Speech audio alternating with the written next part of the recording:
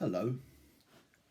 I was watching the well-known journalist Peter Hitchens at a debate in the Oxford Union on the question of whether or not God existed.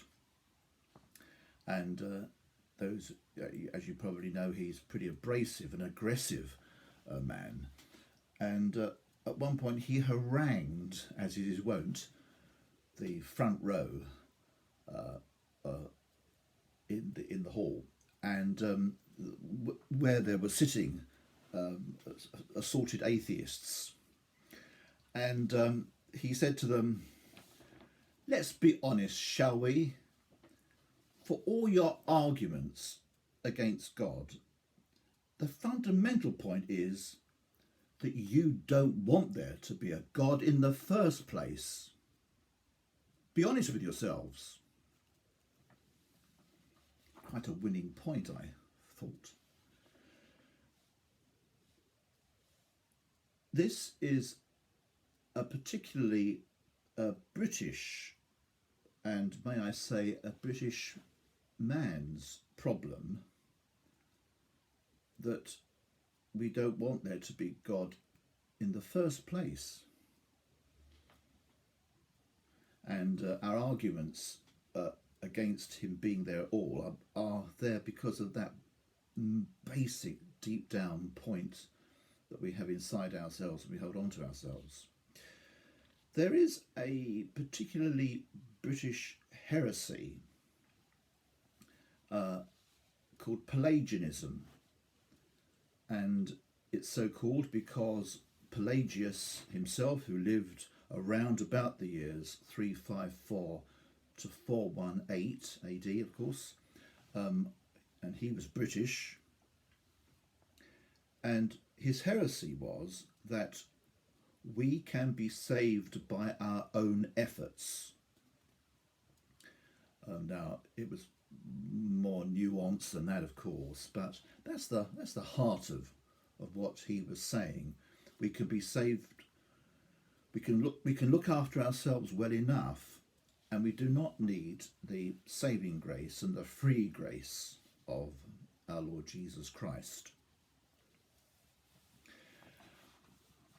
I cast my mind back to the time when I was vicar of St John's Southend on Pier Hill, and when I first went there, we shared the building with the Greek Orthodox of Southend. They were there for 25 years, and they were with us until they grew too big and wanted their own church, which they have now. But I was struck by the way in which, as they followed our service, that there would be young and old, vigorous males, Greek men, lighting their candles quite unselfconsciously and offering up their prayers.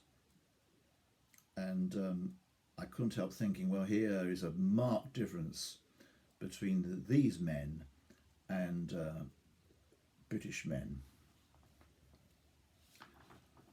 You see, because British males tend to want to be self-sufficient. St. Ignatius said, "We have been created to praise, reverence, and serve our Lord God, and thereby save our souls." The point there is that worshipping God is fundamental to our human nature. The problem is that many of us don't want to acknowledge it. And what we do is to sublimate this instinct by attaching the instinct, this drive in ourselves, to our achievements, to the clubs which we attend, to the teams which we support, and the like. Nothing wrong with those things, of course, in themselves. They're good enough in themselves, but they don't deal with the root cause, which is God. This instinct in us is driving us to God. and we either acknowledge it or we don't. This time of Lent is a vital season for us, as it serves to remind you and me that, as Jesus Christ said at the end of his last temptation in the wilderness, when he said to the devil, we are to worship the Lord God and serve him alone. That's what we're for, and that's where we'll find our fulfillment.